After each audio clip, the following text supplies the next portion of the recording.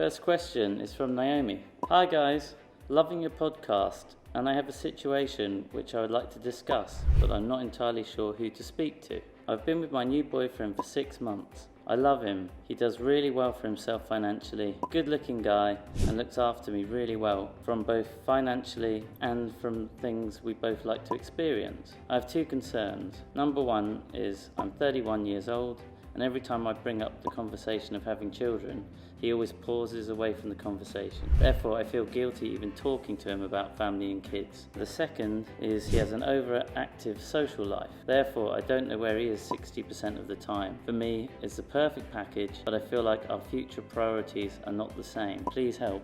Wow, that's a super interesting question. I see a lot of people going through similar struggles. So I would say I would address this question in 3 different parts. And there are 3 different points that you need to take on board, Naomi. So number 1 is you guys have been together for 6 months. So your relationship is not exactly entirely brand new. It's not your brand new boyfriend. You've been together for 6 months. And one thing you realize, the quicker you have some of these conversations, hard conversations, the better it is. The older we're getting, the quicker the time is passing. So you may feel like this is brand new, but 6 months into a relationship, you guys should know with absolute clarity exactly where your future is going. Now, you can't predict everything, but you do need to have similar goals and similar values for future.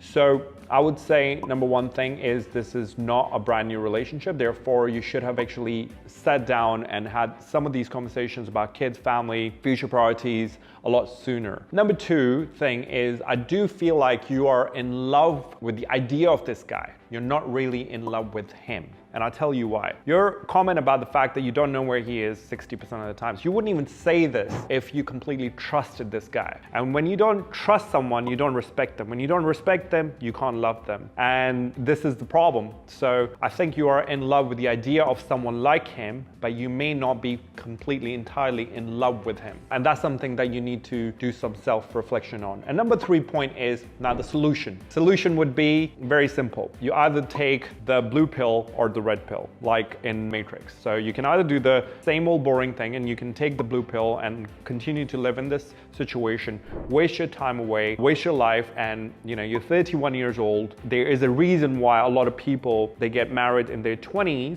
or commit to a long-term relationships instead of their 30s. Why? There's one word that summarizes the whole thing: tolerance. Your tolerance is a lot lower for people when you're in your 30s. Therefore, you don't want to settle with things. You would rather be single. So I think you're burning time, you're burning energy, and you need to very quickly address this. Because if you don't, this is going to turn into a big monster and you're either going to split up or you're going to stay miserable or maybe not as happy. So I would say you can take the red pill, which is the second solution, where you sit down with him and address these questions. And what I would say the attitude you need to adapt is very simple. You need to go to the negotiation table and be willing to walk away from it. That's from a power of strength. If you actually sit down with him and you say to him, listen, I'm done with the cars and the watches and the fancy experiences and the holidays and everything else. I want to actually talk about exactly where we're going in future in terms of the kids. How many kids do you want to have? Where do you want to live? Do you want to live in this country? You want to live somewhere else? What does a family look like? Monogamous relationship? I need to know. I need to get more optics on your whereabouts and stuff. And by the time you actually sit down and have this constructive conversation over a nice meal, what you will realize is 2 things will happen. One is he will either